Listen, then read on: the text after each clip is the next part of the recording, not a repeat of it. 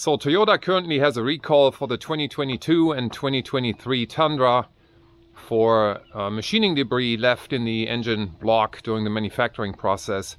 And affected specifically is one of the main bearings, the rear main bearing, which leads me to believe that it could be debris stuck in the oil channel, and not just loose debris. It could be, you know, a more, you know, maybe a drilling issue, you know, that kind of thing.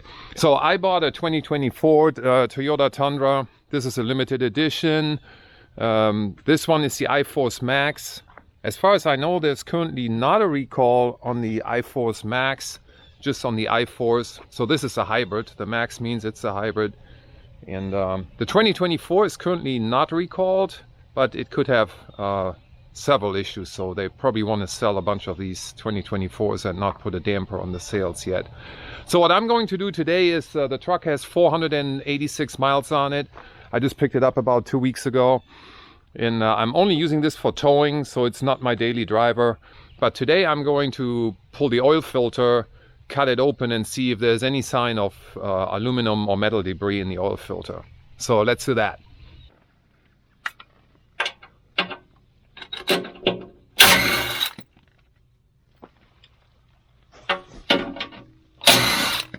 So I zipped out the 4 bolts for the skid plate in the rear, and there are 2 more bolts behind this spoiler or air diffuser that's being lowered automatically at highway speeds.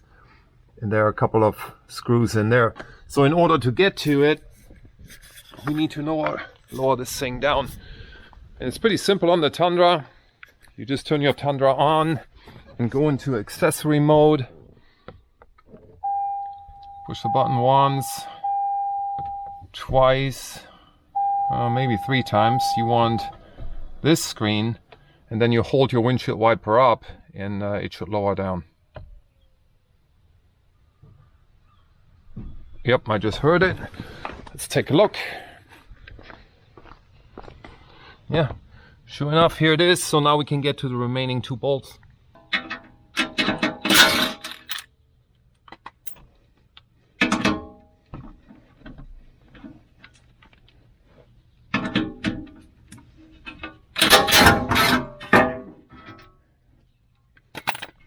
The oil filter is on the front side of the engine. It's a really small oil filter, and underneath it is a plastic funnel with a little drain tube attached to it. You could put like something like a garden hose or something on it and extend it out into your drain pan. I'm not going to do that. There's not much oil in it. I just put a cup under it, crack this oil filter loose, and whatever oil is coming out is going to end up in this cup here. So let me get this done. So I managed to crack the oil filter loose, and I'll show you what it took. The wrench actually slipped over it, so I had to put a hose clamp around it. The filter was on there very, very tight, probably installed with a dry gasket at the factory. So it's currently draining. I have it cracked open, and the oil is currently draining in my little cup here, so I'm going to give that a few minutes, and then we pull it out. So this is the filter we just pulled out. And you can see the contraption I had to build to get this filter broken loose. It was very, very tight. And I had to use a large ratchet and a hose clamp. But we managed. Let's cut this thing open and see if we find any metal debris. So this is the oil that came out of the oil filter when I unscrewed it. So I have a new filter back on it. And I just checked the dipstick. And it's between min and max, so there's no need to top it off. I'm gonna drain this and see if there's anything at the bottom, and then we're gonna crack the filter open. Yeah, as expected, the bottom is clean. So let me get you into some better light here. So of course I want to open the filter without any debris getting into it, so I'm just using a conventional can opener, and I'm slowly working my way around it. And I'm cautiously optimistic that it'll do the trick and open this filter here. So let's see what we get. There it is. Nice. Okay, so filter comes apart. Nice and clean. Pull out the element.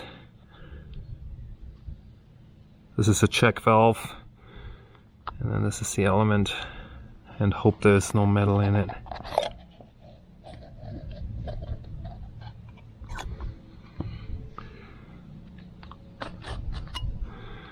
The insert, and you want to inspect these flakes here for any metal. So far it looks clean to me, for the most part, I think.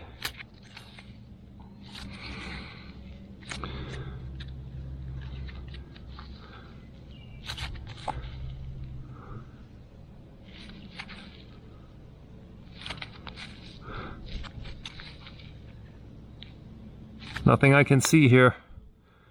There might be a small amount of flakes in it. It's aluminum. If anything, it's going to be aluminum, so it's not going to be magnetic, so you can't really wash it out and use a magnet to quantify it. But I'll tell you what, the visual inspection on this looks good to me. Bottom of the filter, there's nothing shiny in here that I can see. So these are the components, and I'm pretty satisfied. So it was worth for me to find out if my Tundra is potentially part of the recall, and as far as I can tell, there was nothing really in the engine oil that ended up in the oil filter. So fingers crossed. That's all I have for you today, and I'll see you guys on the next one.